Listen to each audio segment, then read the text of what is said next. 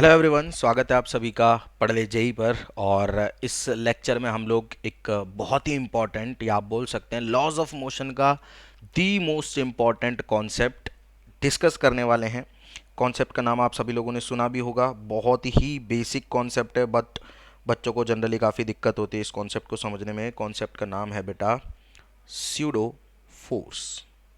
और pseudo force के कुछ एग्जांपल्स हम लोग करेंगे। स्यूडो फोर्स क्या है इसे समझाएंगे, सूडो फोर्स को कैसे आप अप्लाई कर सकते हो, है ना। न्यूटन के लॉज कब वैलिड होते हैं, उनकी वैलिडिटी कब कब होती है, कब कब नहीं होती है, अभी तक जो पढ़ा है उस सब को सीखेंगे विद सूडो फोर्स। ठीक है, जो भी हमने अभी तक पढ़ा है उन सारी चीज़ों के एप्लीकेशन भी हम लोग देखेंगे और सूडो फोर्स को तो हम सीखेंगे इस पर्टिकुलर क्लास में। ठीक है, तो आई होप कि जो आज आज का एजेंडा है अपनी क्लास का सूडो फोर्स, वो आप सभी लोगों को पता चल चुका है। इससे पहले हम क्या पढ़ चुके हैं बेटा, basic forces in Newton's laws of motion हम पढ़ चुके हैं, न्यूटन के लॉज पढ़ चुके हैं और उन्हीं लॉज से अब आगे छोटी छोटी चीज़ें क्रिएट करने वाले हैं हम लोग। ठीक है, चलिए सबसे पहले बेटा मैं इससे पहले कि आपको सूडो फोर्स को समझाऊं, पहले कुछ और इम्पॉर्टेंट चीज़ें जो मैं समझाना चाहता हूं। तो सबसे पहले हम लोग ना थोड़ा फ्रेम ऑफ रेफरेंस की बात कर लेते हैं। किसकी बात कर लेते हैं बेटा, फ्रेम ऑफ रेफरेंस की, क्योंकि ये जो सूडो फोर्स है ना, ये स्पेसिफिकली रेफरेंस फ्रेम जो होता है ना, स्ट्रिक्ट टू रेफरेंस फ्रेम होता है, राइट। रेफरेंस फ्रेम पे ही डिपेंड करेगा कि भैया सूडो फोर्स लगेगा कि नहीं लगेगा। क्या है ये बाद में समझेंगे बेटा। फ्रेम ऑफ रेफरेंस दो तरीके के हो सकते हैं, एक इनर्शियल और एक नॉन इनर्शियल। कैसे कैसे फ्रेम हो सकते हैं, inertial and non inertial. Inertial frame कौन सा होता है बेटा, इनर्शियल फ्रेम वो होता है जिसका एक्सेलरेशन जीरो होता है, उसे कहते हैं हम लोग इनर्शियल फ्रेम। एक्सेलरेशन जीरो का मतलब क्या है, आइदर रेस्ट पे हो वो फ्रेम, है ना, या फिर वो फ्रेम कांस्टेंट वेलोसिटी से स्ट्रेट लाइन में मूव कर रहा हो, उसे कहते हैं हम लोग इनर्शियल फ्रेम। और ऐसा फ्रेम जिसका एक्सेलरेशन नॉन जीरो हो, उस फ्रेम को हम लोग कहते हैं non inertial. Non zero acceleration मतलब non inertial frame, non zero acceleration मतलब नॉन इनर्शियल, नॉन नॉन बस, नॉन जीरो एक्सेलरेशन मतलब नॉन इनर्शियल फ्रेम। ठीक है, यानी कि कुछ ना कुछ एक्सेलरेशन है उस फ्रेम का, कुछ ना कुछ एक्सेलरेशन है उस फ्रेम का, उसे हम लोग नॉन इनर्शियल फ्रेम कहते हैं। ठीक है, अब इसके एग्जांपल्स आप लोग इजीली, बहुत सारे एग्जांपल है बेसिकली जिनसे आप इस पर्टिकुलर कहानी को कंक्लूड कर सकते हो कि अगर आप रेस्ट पे हो, ठीक है, जैसे मैं चेयर पे बैठा हुआ हूँ मान लीजिए, तो जो मेरा फ्रेम है अभी वो एक इनर्शियल फ्रेम है क्योंकि इसका एक्सेलरेशन नहीं है। अब कई बच्चों के दिमाग में आता है कि सर अर्थ तो घूम रही है, तो आप हो तो अर्थ पे ही। अरे अर्थ तो घूम रही है ना, आप हो तो अर्थ पे ही, और अर्थ अगर घूम रही है तो अर्थ रोटेशन के कारण कुछ अभी खैर हमने सर्कुलर मोशन पढ़ा नहीं है, बट जब हम पढ़ेंगे तो डेफिनेटली आपको समझ में आ जाएगा कि जो पार्टिकल सर्कुलर मोशन करते हैं उनके पास एक एक्सेलरेशन होता है, उनके पास एक एक्सेलरेशन होता है। तो सर अर्थ का एक्सेलरेशन को क्यों कंसीडर नहीं कर रहे हो आप, है ना। तो अर्थ को हम एक अप्रोक्सीमेट या अप्रोक्सीमेटली इनर्शियल फ्रेम मानेंगे। सबसे पहली चीज हमारे लिए यही रहेगी कि देखो सवाल तो सारे बन जाएंगे आपसे, लेकिन इसकी फील भी आप लोगों को आनी चाहिए कि एग्जैक्टली ये इनर्शियल और नॉन इनर्शियल क्या है। ऐसा फ्रेम जिसका एक्सेलरेशन जीरो हो वो इनर्शियल और नॉन जीरो हो वो नॉन इनर्शियल। ठीक है, क्लियर है सभी लोगों को। अच्छा, अब हम जहां से ऑब्जर्व करेंगे उस पर डिपेंड करेगा कि हम इनर्शियल फ्रेम में या नॉन इनर्शियल में। ग्राउंड को हम एक इनर्शियल फ्रेम कंसीडर करने वाले हैं थ्रू आउट दिस चैप्टर। क्या बेटा, we will now consider ground, ठीक है, एज इनर्शियल फ्रेम। जो हमारी अर्थ है उस पे जो ग्राउंड है और उस पे जब हम बैठे हुए हैं तो भैया हम एक इनर्शियल फ्रेम में हैं, नॉन जीरो एक्सेलरेशन वाले फ्रेम में। ये आपको बेटा याद रखनी है बात, ठीक है। ठीक है, अच्छा अब सर ये इनर्शियल नॉन इनर्शियल तो समझ में आ गया, चलो ठीक है, सिंपल सी बात है। कोई एक्सेलरेटेड फ्रेम है तो भैया नॉन इनर्शियल फ्रेम हो गया, और अगर कोई ऐसा फ्रेम है जिसका एक्सेलरेशन जीरो है तो वो इनर्शियल फ्रेम हो गया। ठीक है बेटा, न्यूटन के जो लॉज होते हैं ना वो वैलिड होते हैं ओनली इन इनर्शियल फ्रेम। ये भी एक इंपॉर्टेंट बात है कि न्यूटन्स लॉज ऑफ मोशन जो हमने अभी तक पढ़े हैं ना, उनकी एक वैलिडिटी होती है बेटा। ऐसा नहीं है कि सार्वत्रिक है, हर जगह हर हर हर एक फ्रेम में आप लगा दोगे, नहीं। तो हमको ये चीज़ भी समझनी पड़ेगी कि न्यूटन्स लॉज जो हैं, ठीक है, are valid only in inertial frame. जब आप इनर्शियल फ्रेम से ऑब्जर्व करोगे, किसको ऑब्जर्व करोगे इनर्शियल फ्रेम से? जब आप इनर्शियल फ्रेम से ऑब्जर्व करोगे किसी भी ऑब्जेक्ट को, तो ही आप न्यूटन्स लॉ लगा सकते हो। मतलब जब ऑब्जर्वर एक इनर्शियल फ्रेम में है, यानी कि एक नॉन एक्सेलरेटेड फ्रेम में, यानी कि ऐसे फ्रेम में जिसका एक्सेलरेशन 0 है, तो ही न्यूटन के लॉज को आप वैलिड मान सकते हो। उसके अलावा न्यूटन के लॉज वैलिड नहीं होते। एक्सेलरेटेड फ्रेम में न्यूटन के लॉज वैलिड नहीं होते। किसमें वैलिड नहीं होते हैं बेटा? न्यूटन के लॉज एक्सेलरेटेड फ्रेम में कभी भी वैलिड नहीं होते हैं। ठीक है, कैसे? एक छोटा सा एग्जांपल लेके देख लेते हैं, समझ लेते हैं। ठीक है, मान लीजिए बेटा एक लिफ्ट है, ठीक है, समझे, और इस लिफ्ट में एक मास रखा हुआ है स्मॉल m, छोटा सा एग्जांपल है, ठीक है, बिल्कुल सही बात है सर। और लिफ्ट जो है ए एक्सेलरेशन से ऊपर जा रही है, लिफ्ट जो है ए एक्सेलरेशन से ऊपर जा रही है, ठीक है। अब ग्राउंड पे खड़े हुए आदमी के लिए, क्योंकि ग्राउंड क्या है बेटा? एक इनर्शियल फ्रेम है, ग्राउंड पे खड़ा हुआ आदमी, इस ब्लॉक के लिए न्यूटन के लॉज हम लोग लिखना चाहते हैं। जो ग्राउंड पे इंसान खड़ा है उसके लिए हम लोग क्या करने वाले हैं? जो ब्लॉक है लिफ्ट में रखा हुआ ऊपर एक्सेलरेट हो रहा है, अरे लिफ्ट एक्सेलरेट हो रही है तो ब्लॉक भी ऊपर एक्सेलरेट हो रहा है, सिंपल सी बात है ना। हाँ, हमें ब्लॉक का एफबीडी बनाना, और ब्लॉक के लिए क्या लिखना है बेटा? ब्लॉक के लिए न्यूटन के लॉज लिखने हैं। मैंने ब्लॉक का एफबीडी बनाया, मैंने कहा जी ये रहा ब्लॉक।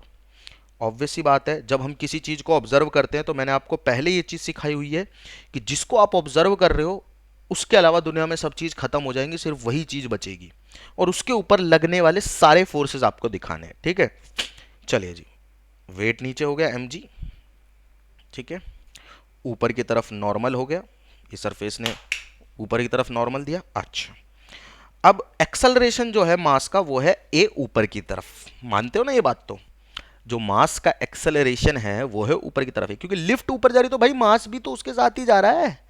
अरे मास भी तो एक्सेलरेट कर ही रहा है उसके साथ में, जब लिफ्ट एक्सेलरेट कर रही है तो मास भी एक्सेलरेट कर रहा है ऊपर, कि नहीं? नहीं कर रहा? अगर लिफ्ट में आप खड़े होते हो तो जिस फ्लोर पे लिफ्ट जाती है उसी पे आप भी पहुंचते हो सेम टाइम पे। इसका मतलब जैसे लिफ्ट में मोशन की है वही मोशन आपकी है। तो वही बेटा इस ब्लॉक की मोशन है जो लिफ्ट की मोशन है ना। अच्छा, इक्वेशन जरा लिख के दिखाओ सर न्यूटन के मोशन की।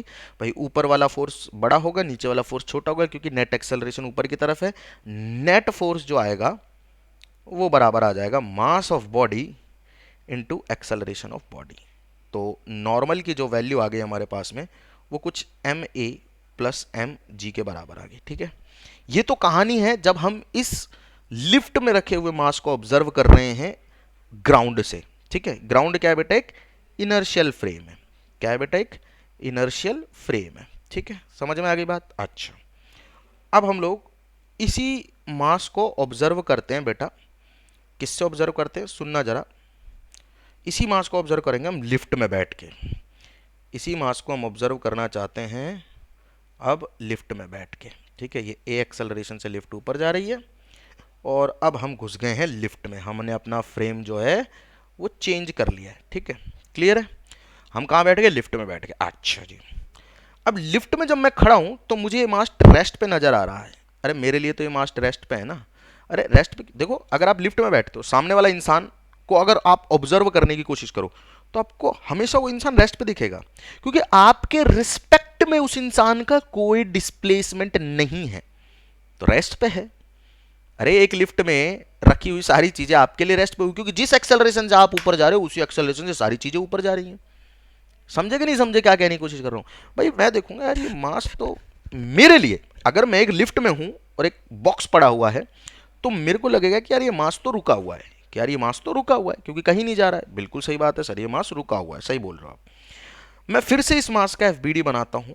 ठीक है, इस बार मैं कहाँ हूं? मैं लिफ्ट में हूं, और एफबीडी जब मैं बनाऊंगा तो मेरे लिए, क्योंकि ये रेस्ट पे है, मेरे लिए क्योंकि ये रेस्ट पे है, तो बेटा एम और ऊपर की तरफ लगेगा नॉर्मल।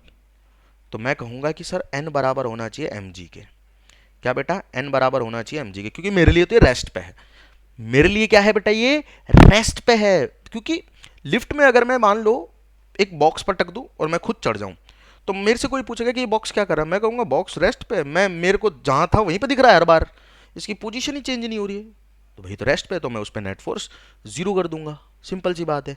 ये बिल्कुल गलत है, और यही वो कारण है कि न्यूटन के जो लॉज हैं वो एक ऐसे फ्रेम में जो एक्सेलरेट कर रहा है, देखो मैं कहाँ से ऑब्जर्व किया बेटा इस मास को, मैं एक एक्सेलरेटेड फ्रेम में चढ़ के ऑब्जर्व कर रहा हूँ, मतलब बेसिकली मैं एक ऐसे फ्रेम में हूँ जिसका कुछ एक्सेलरेशन है, तो वहाँ न्यूटन के लॉज वैलिड ही नहीं हो रहे।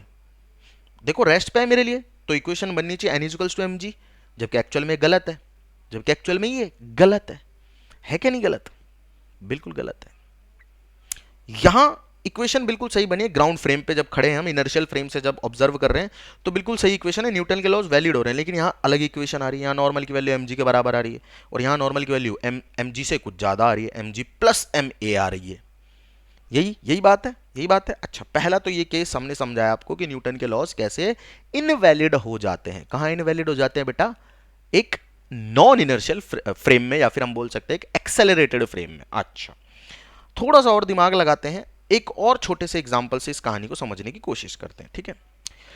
लेट्स से बेटा दो ऑब्जर्वर हैं ए और बी, है ना, इनको अब नाम दे सकते हो आप जो मर्जी आपका, ए से आबू बोल दो, बी से बाबू बोल दो, है ना, फैमिलियर तो हो गए इन वर्ड से आप, ठीक है। और एक मास रखा हुआ है, पीछे सपोर्ट लगा हुआ है उस मास के, ठीक है। दोनों एक गाड़ी में बैठे हुए हैं, सॉरी ए बी जो है गाड़ी में बैठा हुआ है जो एक्सेलरेट कर रही है आगे की तरफ, ए जो है ग्राउंड पे है, ए जो है ग्राउंड पे है, ठीक है। अब हम इस सिचुएशन को दोनों ही ऑब्जर्वर के लिए लिखना चाहते हैं, फॉर ए, ठीक है, एंड फॉर बी। अभी सुनना, ये मैं मैथमेटिकल मीनिंग समझा रहा हूं आप लोगों को, for A and for B हम क्या लिखना चाहते हैं बेटा, दोनों ही ऑब्जर्वर के लिए मास की सिचुएशन लिखना चाहते हैं। भाई जो मास है m, ठीक है, इस m का FBD बनेगा, नीचे की तरफ इसका वेट होगा mg, सरफेस इसको ऊपर नॉर्मल लगा रही होगी, लेट्स से n बोल देते हैं, और यहाँ से ये जो सपोर्ट है ये इसको कांटेक्ट फोर्स भी दे रहा होगा, देखो ये सपोर्ट है ना यहाँ पे, ये इसको कांटेक्ट फोर्स दे रहा होगा इस डायरेक्शन में, ठीक है। तो सपोर्ट की वजह से कांटेक्ट फोर्स भी लग रहा है, जिसे मैं स्मॉल FC बोल देता हूँ, फोर्स ऑफ कांटेक्ट, ठीक है। अब ए के लिए अगर ए सिर्फ मास m को ऑब्जर्व करेगा तो ए के लिए मास m आगे जा रहा है, क्योंकि गाड़ी पूरी आगे जा रही है, तो बेटा मास m भी ए के लिए आगे जा रहा है। बाहर जो बैठा हुआ इंसान है उसको गाड़ी में बैठा हुआ इंसान आगे जाता हुआ दिखाई देता, अगर आप देखोगे खिड़की में से कोई आपको बाय कर रहा है तो आप देखोगे कि हाँ यार वो आगे जा रहा है, आगे जा रहा है, क्योंकि गाड़ी आगे जा रही है तो उसमें रखी हुई सारी चीजें आगे जा रही है ना। तो क्योंकि गाड़ी एक्सेलरेट कर रही है तो उसके अंदर रखे हुए सारी पार्टिकल, सारी चीजें एक्सेलरेट कर रही है उसी एक्सेलरेशन से, ठीक।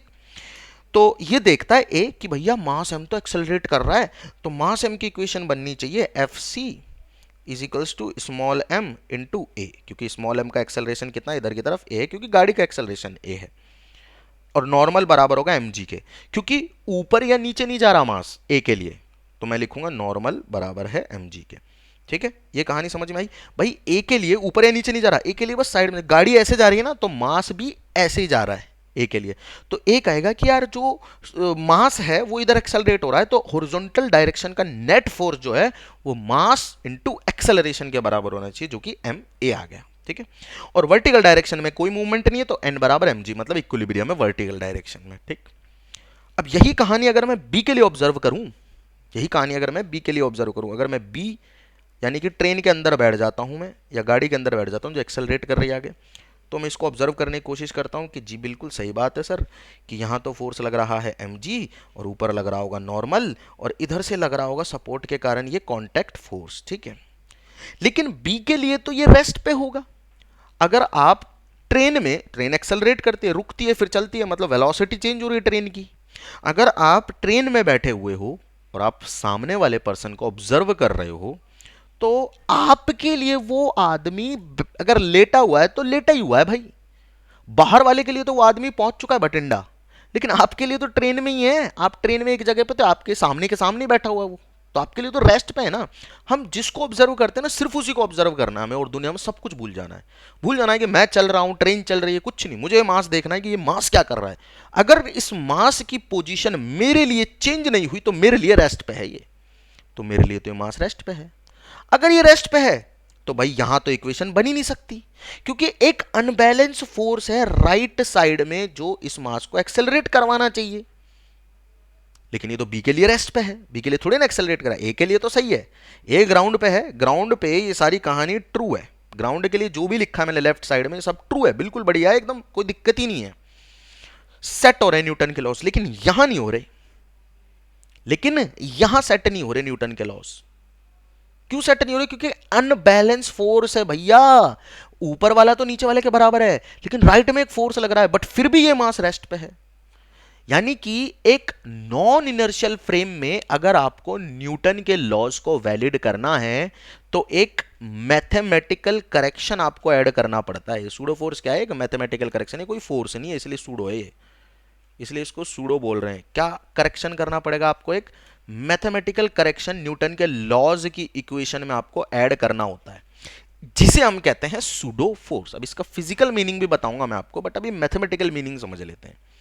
क्या बेटा, आपको एक मैथमेटिकल करेक्शन ऐड करना पड़ता है, और उस मैथमेटिकल करेक्शन के बाद सारी चीजें सेट हो जाती हैं, न्यूटन के लॉज वैलिड हो जाते हैं। उस मैथमेटिकल करेक्शन को हम बोलते हैं सूडो फोर्स। क्या बोलते हैं? Pseudo force. ठीक है। अब सूडो फोर्स जो है वो एक फोर्स है, तो उसकी उसकी कुछ वैल्यू होगी और उसकी कोई डायरेक्शन होगी। तो जो सूडो फोर्स की वैल्यू होती है, ठीक है, एफ पी, उसकी वैल्यू होती है मास ऑफ बॉडी जिस पे लग रहा है फोर्स, ठीक है, into acceleration of observer, acceleration of observer. ठीक है। ये क्या है बेटा? ये है सूडो फोर्स। क्या है बेटा? ये सूडो फोर्स। क्या है pseudo force? Mass of body into acceleration of observer. ये तो हो गई बेटा अपने पास में सूडो फोर्स की मैग्नीट्यूड। डायरेक्शन क्या होगी इसकी?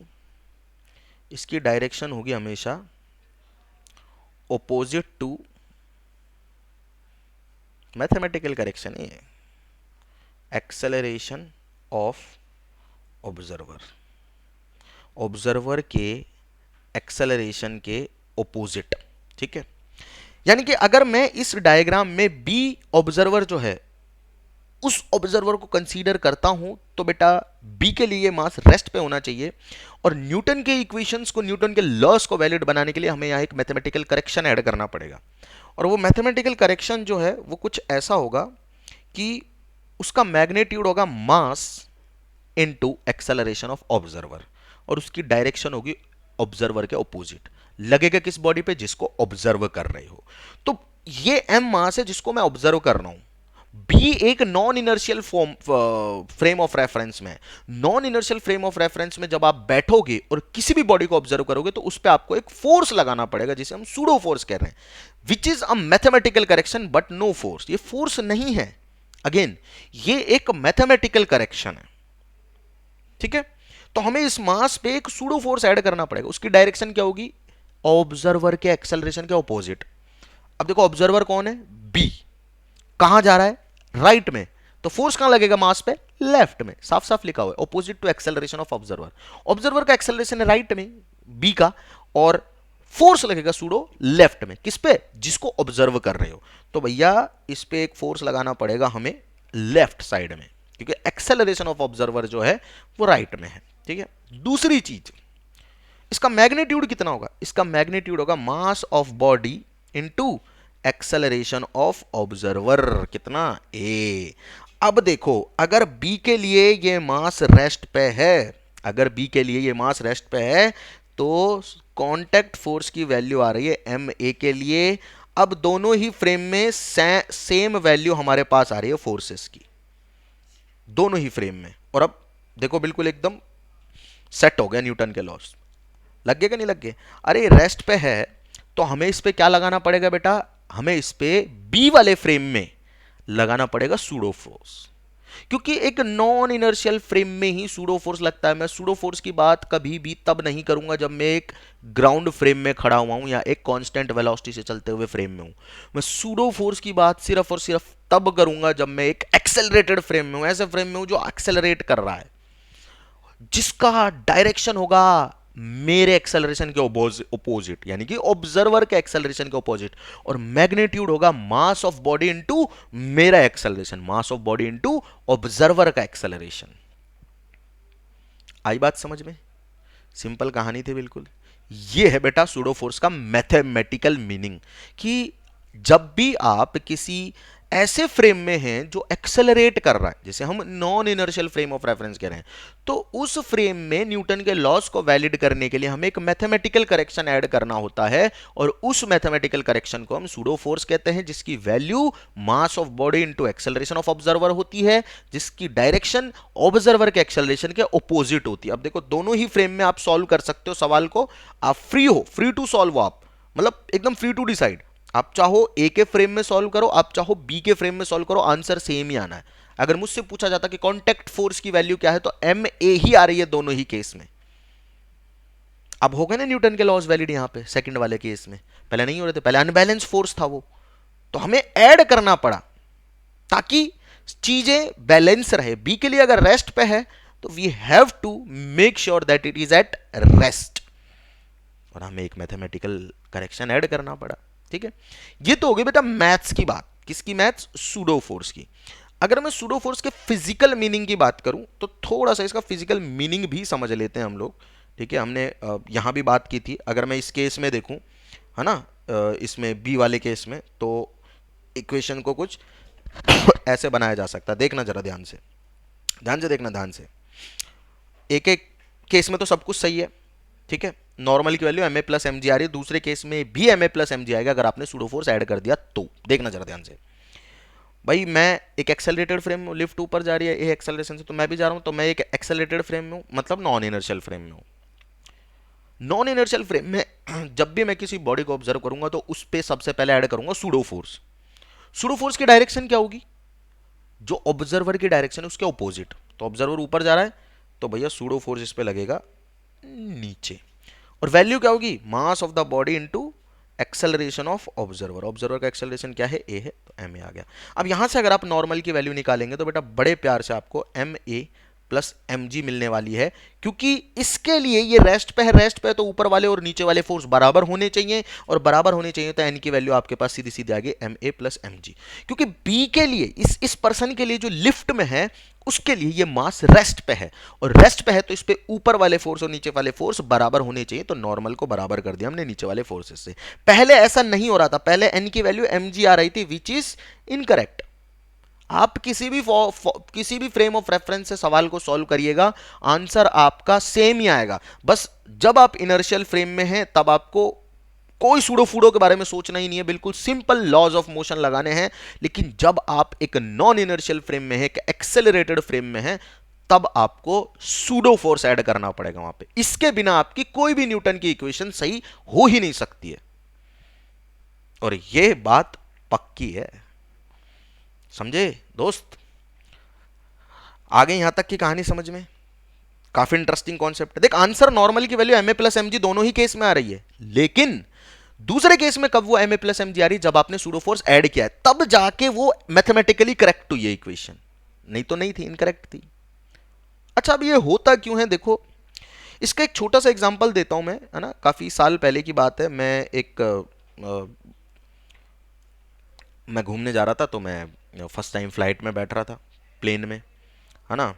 और जब मैं प्लेन में बैठा तो प्लेन जो है बहुत तेज़ी से रनवे पे चलता है कुछ, है ना, मतलब बहुत तेज़ी से प्लेन जो है रनवे पे दौड़ता है पहले, ठीक है, उसके बाद वो फ्लाइट ले लेता है, ऊपर उड़ जाता है, ठीक है।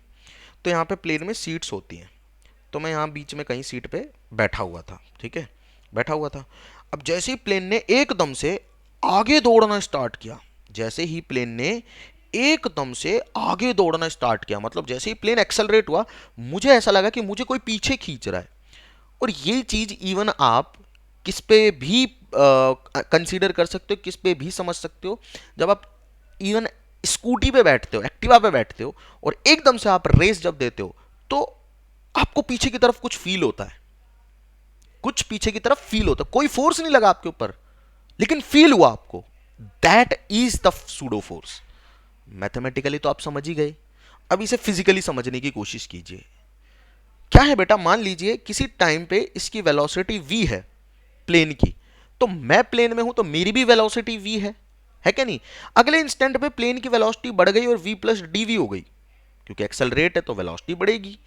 अगले इंस्टेंट पे प्लेन की वेलोसिटी v प्लस dv हो गई, अब मेरी वेलोसिटी तो v ही है, तो इनर्शिया हम सभी को पता है कि मैं अगर v से चल रहा था तो मैं v से ही चलना चाहूंगा, जबकि प्लेन की वेलोसिटी बढ़ गई, तो मेरी टेंडेंसी हो जाएगी पीछे जाने की। क्यों? क्योंकि मैं तो v से ही चलना चाहूंगा ना, मैं v प्लस dv से थोड़ी चलना चाहूंगा। मैं v से चल रहा हूं तो v से चलना चाहूंगा, मैं रेस्ट पे हूं तो मैं रेस्ट से चलना चाहूंगा, मतलब रेस्ट पे रहना चाहूंगा। यही कारण होता है जब आप गाड़ी में होते हो और एकदम से एक्सेलरेट होती है गाड़ी, तो आपको जूम पीछे की तरफ एक फोर्स फील होता है, क्योंकि आपकी टेंडेंसी है रेस्ट पे रहने की। क्या है बेटा? आपकी टेंडेंसी रेस्ट पे रहने की है, लेकिन गाड़ी एक्सेलरेट हुई तो आप उस फ्रेम में आ गए जिसमें जो एक एक्सेलरेटेड फ्रेम है, जिसकी वजह से आपको खुद को एक पीछे की तरफ कुछ फील हुआ, जैसे किसी ने आपको धक्का दिया है, किसी ने आपको सीट में घुसेड़ दिया है। वो बेसिकली यही मैथमेटिकल करेक्शन है। हाँ, आप आगे क्यों जा रहे हो? क्योंकि सीट का सपोर्ट है आपके पास, तो सीट से नॉर्मल मिलता है आपको और वो गाड़ी के साथ साथ आपको घसीट के ले जाती है। लेकिन अगर मान के चलो कि ऐसी ओपन गाड़ी हो पीछे से, ठीक है, और आप मतलब फ्रिक्शन व्रिक्शन कुछ नहीं है मान लो, और गाड़ी आगे की तरफ, मतलब ये गाड़ी आगे की तरफ एक्सेलरेट कर गई, तो बेटा आप जूम से पीछे आ जाओगे। समझे? समझे कि नहीं समझे? तो ये फिजिकल मीनिंग है कि जब भी आप एक्सेलरेटेड फ्रेम में होते हो, यानी कि जब भी आप ऐसे फ्रेम में होते हो जो एक्सेलरेट करता है, तो आपको खुद को भी एक opposite to the acceleration of frame क्या फील होता है बेटा? आपको आपको खुद को एक फोर्स फील होता है, जिसे हम लोग सूडो फोर्स के नाम से जानते हैं। ठीक है, कोई फोर्स नहीं है, बस मैथमेटिकल करेक्शन है, और ये आपके खुद के मास की वजह से आपको फील हो रहा है। प्रॉपर्टी ऑफ योर मास है ये, योर ओन मास प्रॉपर्टी, आपके खुद के मास की प्रॉपर्टी है। ठीक है, अब ऐसे ही हम लोग क्या करने वाले हैं, कुछ सवाल हैं जिनको डिस्कस करने वाले हैं आप लोगों के साथ में, है ना? तो बहुत ज़्यादा सवाल मैं डिस्कस करूंगा नहीं, बहुत बेसिक बेसिक से सवाल है और इन्हीं की मैं चर्चा यहाँ पे करना पसंद करूंगा। Box is moving upward with retardation a less than g. एक बॉक्स है, उसका रिटार्डेशन है। रिटार्डेशन का मतलब क्या है कि एक्सेलरेशन है उसका ऊपर की तरफ, बट वो कम होता जा रहा है, कम होता जा रहा है, कम होता जा रहा है। सॉरी एक्सेलरेशन है अपवर्ड विद रिटार्ड। रिटार्डेशन का मतलब है एक्सेलरेशन नीचे, ब्लॉक ऊपर मूव कर रहा है, वेलोसिटी ऊपर की तरफ कम हो रही है। सुन लो ध्यान से, सवाल क्या कह रहा है। सवाल ये कह रहा है, पहला ही सवाल बढ़िया दे दिया यार तुमको, डर मत जाना। एक लिफ्ट है, इसमें एक ब्लॉक रखा हुआ है, लेट से यहाँ पे कहीं ब्लॉक है ये एम, ठीक है। अब ये लिफ्ट रिटार्ड हो रही है, मतलब अपवर्ड जा रही है और रिटार्ड हो रही है, मतलब इसकी वेलोसिटी ऊपर है, एक्सेलरेशन नीचे होगा। ठीक है, और एक्सेलरेशन जी से कम है, ऐसा भी बोला गया है। ठीक है, ये जी से कम ज़्यादा का क्या रहस्य है, ये हम लिफ्ट की मोशन में समझ लेंगे। ठीक है, डोंट वरी, टेंशन लेने का ही नहीं है। हमको बोला गया है कि डायरेक्शन मैग्नीट्यूड जो लग रहा है एम के ऊपर सूडो फोर्स का, वो बताना है इनसाइड द बॉक्स, और नॉर्मल फोर्स लिखना है सरफेस जो लगा रही है ब्लॉक के ऊपर। ठीक है, तो पिछले पेज पे तो हमेशा इनर्शियल फ्रेम से कर लेंगे, पहले हमें नॉन इनर्शियल फ्रेम से करना है इस सवाल को, इसी फ्रेम में। ठीक है, सबसे पहले हम क्या करेंगे बेटा, जब भी नॉन इनर्शियल फ्रेम, मतलब जब भी हमें ऐसे सवाल सॉल्व करने हैं, जब भी हमें, जैसा अभी इसमें तो सूडो फोर्स की वैल्यू पूछी है, अगर मुझे नॉर्मल भी पूछता ना तो भी मैं इसे इसी फ्रेम से सॉल्व करता। बेटा सूडो फोर्स थोड़ा सा आपको कॉम्प्लेक्स लग सकता है नहीं कॉम्प्लेक्स। दूसरी चीज ये है सूडो फोर्स को समझने के लिए कि भैया सूडो फोर्स आपके प्रॉब्लम्स को आसान बना देगा, आपको पता भी नहीं चलेगा कि प्रॉब्लम कब सॉल्व हो गई, आपको पता भी नहीं चलने वाला है कि आपकी प्रॉब्लम कब सॉल्व हो चुकी है। सूडो फोर्स इतना आसान कर देगा आपके लिए चीजें। ठीक है, क्लियर है? अच्छा, तो मैं घुस गया भाई, कहाँ घुस गया? मैं उसी लिफ्ट में घुस गया जो ऊपर जा रही है बट रिटार्ड हो रही है, मतलब एक्सेलरेशन नीचे की तरफ है। ऊपर जा रही है बट रिटार्ड हो रही है, मतलब वेलोसिटी ऊपर की तरफ है, एक्सेलरेशन नीचे की तरफ, मतलब थोड़ी देर में जाकर रुक जाएगी लिफ्ट। ठीक है जी, अब मैं क्या कर रहा हूँ, मैं एक एक्सेलरेटेड फ्रेम में हूँ, मेरा एक्सेलरेशन है नीचे की तरफ, तो मैं ऑब्जर्व करना स्टार्ट करता हूँ। किसको ऑब्जर्व करना स्टार्ट करता हूँ बेटा? मैं एम मास को ऑब्जर्व करना स्टार्ट करता हूँ, इस स्मॉल एम मास को मैं ऑब्जर्व करना स्टार्ट करता हूँ। ठीक है, चले करते हैं स्टार्ट करना। भाई सीधी सी बात है, वेट नीचे, नॉर्मल ऊपर। ठीक है, अब भाई साहब मैं एक ऐसे फ्रेम में हूं जो एक्सेलरेट कर रहा है नीचे की तरफ। एक्सेलरेशन का है नीचे, अरे वेलोसिटी ऊपर है, वेलोसिटी के बारे में तो कभी बोला ही नहीं मैंने। मैंने तो हमेशा बात ही एक्सेलरेशन की है। मैंने वेलोसिटी के बारे में कभी बात नहीं की। सूडो फोर्स का वेलोसिटी से कोई रिलेशन नहीं है, वेलोसिटी के चेंज से है, और ये बात आपको याद रखनी है। वर्ड टू वर्ड अगर आप बातों को समझ पाएंगे तो बेटा ऐसा कोई सवाल नहीं है किसी बुक का जो आपसे नहीं होगा, और आप ये खुद ट्राई करके देख लेना।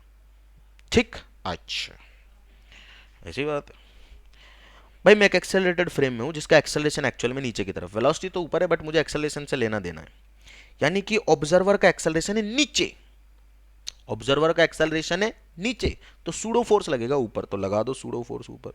और सूडो फोर्स जो लग रहा है उसकी वैल्यू होती है बेटा mass of the body into acceleration of observer. Observer का एक्सेलरेशन कितना है? ये है।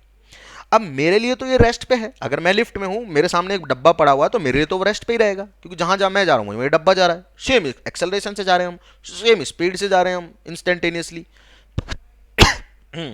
बात तो सही है सर। अगर ये मेरे लिए रेस्ट पे है तो मैं लिखूंगा कि ऊपर वाले फोर्सेस जो है ना वो नीचे वाले फोर्सेस के बराबर हैं, तो नॉर्मल की वैल्यू आ गई m g minus m a, और सूडो फोर्स की वैल्यू है एम ए ऊपर की तरफ। तो ये तो सवाल को हमने सॉल्व किया है एक नॉन इनर्शियल फ्रेम से। किससे? नॉन इनर्शियल फ्रेम से। क्या सर इस सवाल को हम इनर्शियल फ्रेम से भी सॉल्व कर सकते हैं? जी हाँ, बिल्कुल कर सकते हैं, इसमें कोई बड़ी बात है ही नहीं। आपको इस बार इस सवाल को सॉल्व करना है ग्राउंड फ्रेम से। मान लेते हैं we are solving this question from ground frame. ठीक है, वेलोसिटी ऊपर है जी, एक्सेलरेशन नीचे है जी। ठीक है, क्लियर है? अच्छा, मास का डायग्राम बनाया F B D m g इस भाई के लिए। ठीक है, नॉर्मल। ठीक है, ठीक है, ठीक है, ठीक है।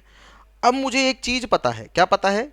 कि इस मास का एक्सेलरेशन है नीचे की तरफ, ग्राउंड फ्रेम के रिस्पेक्ट में इस मास का एक्सेलरेशन का नीचे की तरफ है, मतलब नीचे वाला फोर्स बड़ा है, ऊपर वाला फोर्स छोटा है, और नेट फोर्स बराबर मास इंटू एक्सेलरेशन है। तो m g minus N net force बराबर मास इंटू एक्सेलरेशन। देखो भैया एन की वैल्यू वापस से वही आ रही है क्या? देखो भैया एम एन की वैल्यू वापस से वही आ रही है क्या? एम जी माइनस एन है। तो भाई अब कोई घबराने वाली बात है ही नहीं। हम क्या करेंगे, हम देखो इस फ्रेम से भी सॉल्व किया जा सकता है। इस फ्रेम में मैं कोई सूडो फोर्स की बात नहीं कर रहा हूं, क्योंकि मैं ग्राउंड पे हूं यार, मैं एक एक्सेलरेटेड फ्रेम में हुई नहीं। लेकिन एक्सेलरेटेड फ्रेम में घुस के सवाल सॉल्व करने में क्या मजा आ रहा है मुझे? क्योंकि सवाल मेरे लिए आसान हो रहा है। ये तो बहुत बेसिक सवाल है ना? अभी बहुत तगड़े तगड़े सवाल आएंगे जिनको हम डिस्कस करेंगे, और वो सवाल बेटा हम लोग सूडो से बहुत प्यार से कर लेंगे। ठीक है, क्लियर है? क्लियर है? देखो यहाँ पे भी एन की वैल्यू सेम आई है ग्राउंड फ्रेम से, और लिफ्ट के फ्रेम से अगर मैंने देखा तो भी एन की वैल्यू सेम आई है। वैल्यू सेम आएगी क्योंकि अब हम मैथमेटिकल करेक्शन कर चुके हैं, न्यूटन के लॉस वैलिड है। अगर मेरे लिए मास रेस्ट पे है तो मतलब रेस्ट पे है ऊपर वाले फोर्स बराबर नीचे वाला फोर्स, हो गया काम। हर फ्रेम में वैलिड हो रही है अब चीज, और हर फ्रेम में मामला सेट है अपना, हर फ्रेम में मजा आ रहा है। अब हमें आगे बढ़ते हैं, आगे बढ़ते हैं। हाँ, अब आप लोग एक और चीज़ बता देता हूँ, इस लेक्चर के बाद में जो न्यूटन्स लॉज ऑफ मोशन है उसके जो एच सी वर्मा के एग्जांपल्स हैं उनको एक बार जरूर ट्राई करिएगा जिनमें फ्रिक्शन यूज़ नहीं हुआ है, क्योंकि अगले लेक्चर से हम फ्रिक्शन की कहानी स्टार्ट कर देंगे, और फिर आप लोग पूरा एनएलएम खींच सकते हो अपने हिसाब से। ठीक है, एचसीवी तो खींच सकते हो आराम से। ठीक है, कोई दिक्कत हो तो हमें जरूर बताओ कि भैया हो रहे नहीं हो रहे सवाल। बाकी मेजरली जो प्रॉब्लम्स हम करवा रहे हैं उसके अराउंड ही सारी बुक्स की प्रॉब्लम होती है, और वो आपसे इजीली सॉल्व होंगी। ठीक, figure shows a pendulum suspended from the roof of a car that has constant acceleration a relative to the ground. Find the deflection of pendulum from the vertical as observed from ground frame and frame attached to car. ठीक है, चलो जी पहले car वाले frame से देख लेते हैं, मतलब एक्सेलरेटेड फ्रेम से देख लेते हैं, एक लाइन में हो जाएगा, कोई दिक्कत वाली बात ही नहीं है। 4 पहिए, ये एक्सेलरेशन है भैया इसका। ठीक, क्या है बेटा इसका? ए एक्सेलरेशन है, और इसमें एक पेंडुलम को हमने रखा। ठीक है, क्या किया बेटा? एक पेंडुलम को रख दिया, मतलब यहाँ पे एक मास एम लगाया हुआ है। ऑब्वियस सी बात है, जैसे ये कार आगे मूव करेगी तो ये पेंडुलम इनर्शिया के कारण पीछे हटेगा, और इसका जो इक्विलिब्रियम आएगा कुछ यहाँ आएगा थीटा एंगल पे। ठीक है, थीटा एंगल पे। ठीक है, अरे देखा होगा ना कार चलती है तो जब कार को आप सिर्फ एक्सेलरेट ही कर रहे हो मतलब कई बार तो कांस्टेंट वेलोसिटी पे भी चलाते हो आप, जैसे 80 की स्पीड पे चल रही है तो 80 की पे चल रही है, लेकिन अगर आप उसे एक्सेलरेट ही करते जा रहे हो, मतलब आगे की तरफ एक्सेलरेट ही करते जा रहे हो, तो वो जो भी कार में आपने छोटे मोटे लटकाए होते हैं वो थोड़ा पीछे की तरफ मुड़ने लग जाते हैं। मतलब उनकी स्टेट ऐसी होती है। मतलब अगर मैं कार में खड़े होकर देखूंगा, ठीक है, कार में अगर मैं खड़े होकर देखूंगा तो मुझे पेंडुलम यहाँ दिखाई देगा वर्टिकल से थीटा एंगल पे। तो मैंने वर्टिकल से थीटा एंगल पे देख लिया, मतलब इस इक्वेशन में इस हालत में मुझे इसकी इक्विलिब्रियम दिखाई देगी कि हाँ ये पेंडुलम ऐसे हो गया टेढ़ा। मैं कार में हूँ, मैं देख रहा हूँ एक्सेलरेट हो रही है कार, तो मैं देख रहा हूँ कि ये पेंडुलम जो है बेटा टेढ़ा हो जाएगा। ठीक है, कुछ इस प्रकार से। ठीक है, अब इस पे फोर्सेस लिखने हैं मुझे। सबसे पहले mg, इसका वेट, इधर लग रही होगी टेंशन। ठीक है, और क्योंकि जो ऑब्जर्वर है वो एक नॉन इनर्शियल फ्रेम में, यानी कि ऐसे फ्रेम में जो एक्सेलरेट कर रहा है आगे की तरफ, ऐसे फ्रेम में अगर कोई ऑब्जर्वर है तो सुन लो ध्यान से, तो आपको बॉडी के ऊपर जिसे आप ऑब्जर्व कर रहे हो, opposite to the acceleration of observer, observer का एक्सेलरेशन इधर है तो भैया इधर की तरफ, तो इधर की तरफ एक फोर्स लगाना पड़ेगा, mass of body into acceleration of observer. ठीक है, अब सुनना ध्यान से, ऐसी कुछ कहानी बनी है। ये मास m है, ठीक है, और m मास के ऊपर फोर्सेस लग रहे हैं कुछ कुछ। ये थीटा एंगल है, तो वर्टिकल के साथ ये वाला एंगल भी थीटा होगा, इतनी मैथ सबको आती है आई होप। ये टी टेंशन है, ये mg इसका वेट है, और ये ma इसका सूडो फोर्स है। ठीक है, टी के दो कंपोनेंट मैं करना चाहता हूँ, एक ऊपर आ जाएगा टी कॉस थीटा, ठीक है, और एक इधर आ जाएगा टी साइन थीटा। अब मेरे रिस्पेक्ट में जब मैं कार में हूं तो मुझे ऐसे टिल्ट होके रेस्ट पे दिखाई दे रहा है, मूव नहीं कर रहा मेरे रिस्पेक्ट में, बस ये टिल्ट है और ऐसे रेस्ट पे है। तो मतलब सारे फोर्स बैलेंस होने चाहिए, यानी कि T sine theta should be equals to m a and T cos theta should be equal to m g. ठीक है, तो डिफ्लेक्शन कितना हुआ पेंडुलम का, थीटा डिफ्लेक्शन माना है हमने, उसे फाइंड कर लेते, दोनों इक्वेशन को डिवाइड कर दो, ये टी से टी कैंसिल आउट हो गया, ये बन गया tan theta is equals to a upon g. तो थीटा की वैल्यू आपके पास आ गई बेटा टेन इनवर्स ऑफ, मेरे सिर के ऊपर जाती हुई नजर आ रही होगी आपको, a upon g. This is the deflection of the bob या पेंडुलम। पेंडुलम क्या है अभी पढ़ेंगे हम एसएचएम में, बहुत पेंडुलम पढ़ना हमें। ठीक है जी, क्लियर है, क्लियर है, क्लियर है, क्लियर है, क्लियर। अच्छा, क्या आप इसे ग्राउंड फ्रेम में सॉल्व कर सकते थे सर? जी बिल्कुल, ग्राउंड फ्रेम में भी मैं इस सवाल को एज इट इज सॉल्व कर सकता हूं। कैसे सॉल्व होगा देखो, बट सूडो उस फ्रेम में चढ़ जाओ यार जो एक्सेलरेट कर रहा है, लगा दो सूडो फोर्स बॉडी के ऊपर, खत्म है सवाल। अब कोई ज्यादा दिक्कत वाली बात रह ही नहीं भाई बेटा, अब कोई ज्यादा दिक्कत वाली बात बेटा रह ही नहीं गई है। ये बात तो आप लोगों को भी पता है, पता है क्या? ये था भाई अपना वर्टिकल पे, आगे मूव किया तो ऐसे थीटा एंगल पे आ गया। ठीक है, और इस पे अब मैं फोर्स लिखना स्टार्ट करता हूँ, टेंशन इधर, mg नीचे, बस। और कोई फोर्स है क्या? नहीं। अरे अब मैं ग्राउंड से ऑब्जर्व कर रहा हूँ भाई, अब मेरे को सूडो फोर्स थोड़ी ना लगाना है, अब थोड़ी ना सूडो फोर्स लगाऊंगा, तो ग्राउंड से ऑब्जर्व कर रहा हूँ। हाँ बात तो सही है सर जी, और ये एक्सेलरेशन है भैया इसका ए। चलो फ्री बॉडी डायग्राम बनाते हैं और कहानी खत्म करते हैं। ये मास है m, और वर्टिकल के साथ थीटा था ना ऐसे, तो ऐसे थीटा एंगल पे यहाँ टेंशन आ रही है। ठीक है, टी, इसके दो कंपोनेंट कर लिए बेटा, ये एंगल भी थीटा होगा। ठीक है, और ये वेट है इसका mg। टेंशन के दो कंपोनेंट कर लो भैया तुरंत, ऊपर की तरफ आ गया टी कॉस थीटा, नीचे की तरफ आ गया टी साइन थीटा। अब जब मैं ग्राउंड से देखता हूं तो थोड़ी देर बाद ये पेंडुलम मुझे ऐसे यहां दिखाई देगा, और उसके थोड़ी देर बाद और आगे दिखाई देगा। मतलब मेरे लिए तो पेंडुलम एक्सेलरेट कर रहा है ना, मैं ग्राउंड पे हूं भाई। अब मैं कहीं घुसा नहीं हूं उसके अंदर, अब मैं वहां से नहीं देख रहा हूं इसको। सूडो फोर्स की बात तब नहीं करूंगा जब मैं रेस्ट वाले फ्रेम में हूं या कांस्टेंट वेलोसिटी वाले फ्रेम में हूं। सूडो फोर्स की बात सिर्फ और सिर्फ तभी होगी जब मैं एक एक्सेलरेटेड फ्रेम में हूं। अब तो मैं ग्राउंड पे हूं, तो मुझे सिर्फ और सिर्फ क्या देखना है, अब मुझे सिर्फ और सिर्फ ये देखना है कि भैया मेरे लिए ये मास अब एक्सेलरेट कर रहा है, क्योंकि गाड़ी आगे जा रही है, मेरे लिए बॉब भी आगे जा रहा है, ये मास भी आगे जा रहा है। सर है तो ऐसी कुछ बात, जा रहा है, अब जा रहा है तो भैया इक्वेशन सेटिस्फाई कर दो इस भाई के लिए। ऊपर तो नहीं जा रहा है, नीचे तो नहीं जा रहा है, तो टी कॉस थीटा तो लिख दो भैया एम जी के बराबर, ठीक है।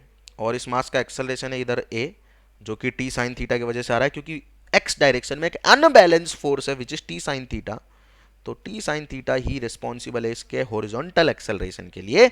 एक्स डायरेक्शन में नेट फोर्स हो जाएगा mass into acceleration, Newton second law. T sine theta unbalance force है, नेट फोर्स है एक्स डायरेक्शन में। नेट फोर्स क्या होता है, मास इनटू एक्सेलरेशन। एक्स में ही तो मूव कर रहा है, वाई में तो नहीं कर रहा bob move, once it has achieved its equilibrium, right. फिर से डिवाइड कर दो, तो tan थीटा बराबर फिर से सेम कहानी, ए अपॉन जी आ जाएगा। Again theta is equals to tan inverse of a upon g आ जाएगा। सेम बात है बेटा, बिल्कुल कोई दिक्कत वाली बात ही नहीं है। हर फॉर्म में कहानी सेम ही रहेगी, हर एक फॉर्म में कहानी सेम रहने वाली है। आप कहीं से ऑब्जर्व कर लो जहाँ से आपकी मर्जी है ना, कोई दिक्कत वाली बात ही नहीं है। जहाँ से आपकी मर्जी है वहाँ से आप ऑब्जर्व कर लो, आंसर सेम आना है।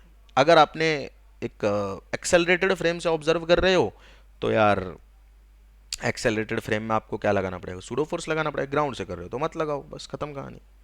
इतनी ही कहानी है और कुछ नहीं है, ठीक है, क्लियर है। अब कुछ सवाल मैं आपको होमवर्क के लिए भी दे देता हूं, बाकी नेक्स्ट क्लास जो होगी अपनी that will be purely on questions of pseudo force, ठीक है। पहला सवाल ये रहा अपने पास में, होमवर्क में करना है आपको, चैलेंज आप सभी लोगों के लिए। ये सारे सवाल जो रह रहे हैं जो मैं आपको होमवर्क में दे रहा हूँ, इनका डिस्कशन मैं नेक्स्ट क्लास में करूंगा, यानी कि लेक्चर नंबर 7 एनएलएम का लेक्चर नंबर 7 जो होगा उसमें हम ऑल एंड ऑल अब तक जितनी भी प्रॉब्लम हमने पढ़ी है बिफोर फ्रिक्शन, हम जो भी पढ़ चुके हैं उस पर सबसे बेहतरीन सवाल अगले लेक्चर में आपको देखने को मिलेंगे, ठीक है। सवाल है फ्रेम में घुस जाना और सॉल्व कर देना, बस हो गया काम। सूडो फोर्स लगाना, बस हो गया काम, ठीक, क्लियर है, ठीक है ना। अरे ठीक है भाई, करना, बड़ा मजा आएगा सवाल को। पॉज करके नोट कर लेना सवाल, ठीक है। अब हम लोग थोड़ी सी चर्चा कर लेते हैं मोशन इन अ लिफ्ट की। बेटा लिफ्ट की जो मोशन है ना वो दो प्रकार से हो सकती है, या तो लिफ्ट ऊपर जाए या लिफ्ट नीचे जाए। वैसे तो ये आपको ऐसी कोई मतलब बात है ही नहीं जो आपको समझ में ना आए, ठीक है। इसके बाद हम लोग थोड़ा स्प्रिंग फोर्स के जो एग्जांपल्स है वो भी करेंगे नेक्स्ट लेक्चर में, वेइंग मशीन के एग्जांपल्स करेंगे, है ना, और लिफ्ट के अंदर वेइंग मशीन रख के एग्जांपल्स करेंगे, ठीक है। घबराने का नहीं है। ये मान लीजिए लिफ्ट है, इसमें मास एम पड़ा हुआ है, सेम कहानी है दोनों मासेस की। एक लिफ्ट ऊपर जा रही है ए एक्सेलरेशन से, एक लिफ्ट नीचे जा रही है ए एक्सेलरेशन से, ठीक है। आप बेटा इसी लिफ्ट में बैठे हुए हो, है ना, और आप इस लिफ्ट में भी हो। एक बार आप लिफ्ट को ऑब्जर्व करते हो, जब आपको कहाँ जाना है बेटा, जब आप लिफ्ट ऊपर जा रही है तब आप मास को ऑब्जर्व करते हो, एक बार जब लिफ्ट नीचे जा रही है तब आप मास को ऑब्जर्व करते हो, ठीक है। तो आपके लिए जो स्मॉल एम मास है उसका एफबीडी बनाना है आपको दोनों केसेस में। मतलब मेरे हिसाब से अब आप मतलब बोल रहे होगे कि यार अरे सर छोड़ो ना, क्या है कर लेंगे हम, ये कोई बहुत बड़ी चीज़ थोड़ी है, बट ठीक है, टॉपिक डला हुआ लिख लेते हैं भाई। वेट नीचे एम जी, नॉर्मल ऊपर एन, और क्या मैं एक एक्सेलरेटेड फ्रेम में हूँ? हाँ जी बिल्कुल सर जी, आप एक्सेलरेटेड फ्रेम में हो। तो भैया एक्सेलरेटेड फ्रेम में बैठ गया ऑब्जर्वर, तो ऑब्जर्वर का एक्सेलरेशन ऊपर, सूडो फोर्स नीचे लगा दो एम ए। क्या मेरे लिए ये मास रेस्ट पे है? बिल्कुल है, क्योंकि जैसे जैसे मैं चढ़ रहा हूँ ऊपर वैसे वैसे मास चल रहा है, सेम ही तो जगह पे बैठे हुए हैं। तो भैया नॉर्मल की वैल्यू आ जाएगी, ऊपर नीचे वाले फोर्स बैलेंस कर दो, m g plus m a, ठीक है। इसलिए नॉर्मल क्या होता है, नॉर्मल बेटा हमारा मेजर है बेसिकली वेट का। तो वेट जो है हमारा एम जी से ज्यादा नजर आ रहा है, इसलिए जब लिफ्ट ऊपर जाती है ना थोड़ा सा हैवी फील होता है हमें, heavy. M a extra term add हो गई भैया नॉर्मल में। नॉर्मल की वैल्यू एम जी होती है जब हम खड़े होते हैं, मतलब हमारा weight mass into gravitational acceleration के बराबर होता है। नॉर्मल ही तो मेजर है वेट का, नॉर्मल से ही तो मेजर करते हैं हम वेइंग मशीन पे खड़े होते हैं, हम लगाते हैं वेइंग मशीन के ऊपर नॉर्मल कांटेक्ट फोर्स लगाते हैं और उसी कांटेक्ट फोर्स को वो रीड करता है नॉर्मल को, और वही हमारा वेट होता है फिजिक्स से, m g is equal to normal. ठीक। अच्छा, दूसरे केस में ए भैया एम जी, ए भैया एन, और ऑब्जर्वर आ रहा है नीचे, तो सूडो फोर्स ऊपर एम ए। तो भैया यहाँ से एन प्लस एम ए बराबर हो जाएगा, क्योंकि रेस्ट पे है मेरे लिए तो ये एम जी के, तो एन की value m g minus m a हो जाएगी। तो जब भी कभी लिफ्ट जो है वो नीचे आती है तो हमें हल्का लगता है, क्योंकि हमारा वेट एम जी में से कुछ कम हो जाता है, कितना, एम ए कम हो जाता है। और जब भी हम ऊपर जाएंगे तो हमें थोड़ा भारी फील होता है लिफ्ट में, क्योंकि हमारे वेट में एक और टर्म ऐड हो जाती है एम ए। नॉर्मल ही बेटा हमारे वेट का रीड है, नॉर्मल ही हमारे वेट का रीडिंग है। तो हमारा वेट कितना आ रहा है वो नॉर्मल से हम डिसाइड करेंगे कांटेक्ट फोर्स से। ठीक है, किसी सरफेस पे हम कितना कांटेक्ट फोर्स लगा रहे हैं वही हमारे वेट का रीडिंग रहेगा, क्योंकि एन बराबर एम जी है मैथमेटिकली। ठीक है, प्रैक्टिकली नहीं, मैथमेटिकली। ठीक है, क्लियर है। तो भैया जो अपना नॉर्मल है वही वेट का मेजरमेंट है। लिफ्ट ऊपर जा रही है तो नॉर्मल एम जी से ज़्यादा है, लिफ्ट नीचे आ रही है तो नॉर्मल एम जी के बराबर है, सॉरी एम जी से छोटा है। ठीक है। अच्छा, आपको ये बताना है व्हाट इफ, what if